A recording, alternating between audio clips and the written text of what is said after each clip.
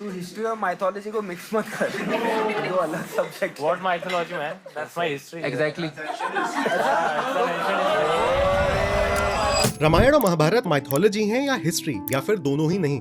अक्सर कहा जाता है कि इतिहास ग्रंथ है और इतिहास का मतलब ही हिस्ट्री है, लेकिन ऐसा नहीं है। पर आपका कंफ्यूजन वैलिड है, क्योंकि इतिहास को कॉमनली ऐसा ही हुआ था या दस इंडीड इट वाज के सेंस में ही समझा जाता है। लेकिन आरसी मजुमदार साहब को सुनिए, जिनकी राइट विंग सर्कल्स में बहुत इज्जत है। अपने essay ideas of history in Sanskrit literature में मजुमदार लिखते हैं कि एंशिएंट इंडिया में इतिहास का मीनिंग मॉडर्न हिस्ट्री से काफी अलग था। कौटिल्य के अर्थशास्त्र में इतिहास के अंदर पुराण, इतिवृत्त, आख्यायिका, उदाहरण, धर्मशास्त्र और अर्थशास्त्र इंक्लूडेड थे। यानी सिर्फ किस राजा ने कौन सा युद्ध जीता इतना ही नहीं, stories, traditions, politics, morality, law और स्टेट क्राफ्ट सब इसका हिस्सा हुआ करते थे। और मजुमदार स्पेसिफिकली कहते हैं कि महाभारत अपने प्रेजेंट फॉर्म में इसी ब्रॉडर टाइप के इतिहास से क्लोजली करस्पॉन्ड करता है। तो महाभारत को इतिहास ग्रंथ कहना बिल्कुल ठीक है, लेकिन क्या उसमें जो जो लिखा है वो सब मॉडर्न सेंस में एस्टैब्लिश हिस्टोरिकल फैक्ट है? नहीं। तो क्या सब कुछ झूठ है? नहीं यार, दोनों ही ओवर सिंप्लिफिकेशंस हैं। यह राइट विंग सर्कल्स के दूसरे फेवरेट बिबेक डिब्रॉय जी को सुनिए। उन्होंने Bhandarkar oriental research institute critical edition पर बेस्ड महाभारत का अनएब्रिज्ड इंग्लिश ट्रांसलेशन किया। डिब्रॉय एक्सप्लेन करते हैं कि संस्कृत टेक्स्ट पहले ओरल ट्रेडिशन से ट्रांसमिट हुए और ओरल ट्रांसमिशन में कुछ नॉइज आना इनएविटेबल था।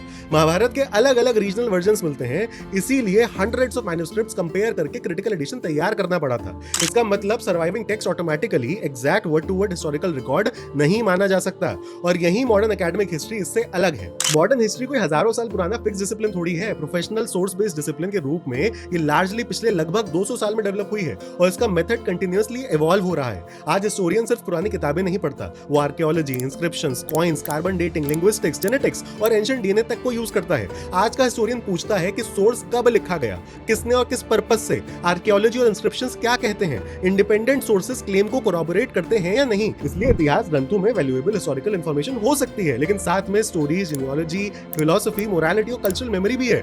और माइथोलॉजी का मतलब सीधा झूठ नहीं होता। माइथोलॉजिकल नैरेटिव्स भी सिविलाइजेशन की कल्चरल मेमोरी को प्रिजर्व करते हैं। तो क्या एंशिएंट इंडिया में मॉडर्न हिस्ट्री जैसा कुछ नहीं लिखा गया? इस पर आरसी मजुमदार खुद कहते हैं, संस्कृत लिटरेचर में पूरे इंडिया या उसके किसी बड़े रीजन को कवर करने वाला हिस्टोरिकल टेक्स्ट जनरली नहीं मिलता।